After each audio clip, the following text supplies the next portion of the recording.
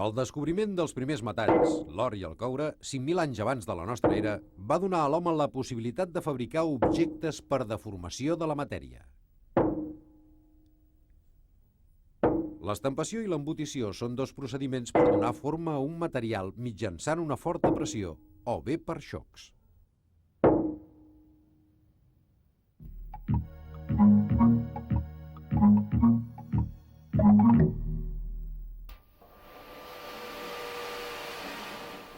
L'estampació és un procediment de deformació practicat sovint en calent.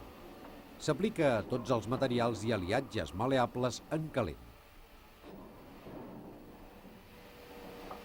Es fa servir per a peces que demanen una resistència mecànica molt forta, atès que les fibres del material estan estirades i no trencades.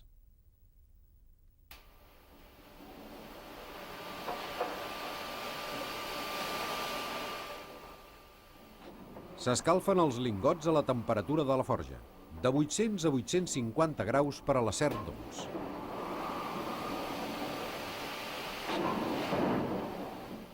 Mitjançant xocs repetits o amb una forta pressió, es força la peça, prèviament desbastada, a prendre una forma determinada. El motlle que té la forma s'anomena estampa o matriu.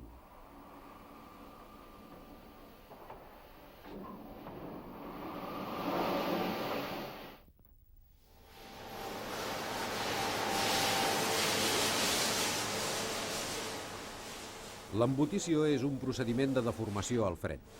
Es fa servir per a planxes de totes mides. El metall es sotmet a una deformació definitiva i esdevé més trencadís i menys mal·leable.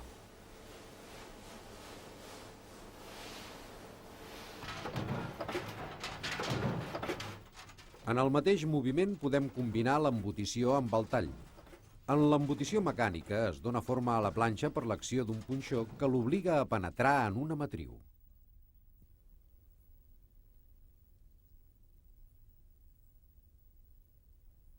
Aquest procediment, per donar forma, requereix l'ús d'unes màquines i d'un utillatge complexos. Està reservat a les fabricacions de grans sèries. L'embutició és molt utilitzada en la construcció d'automòbils i per a la fabricació d'objectes quotidians.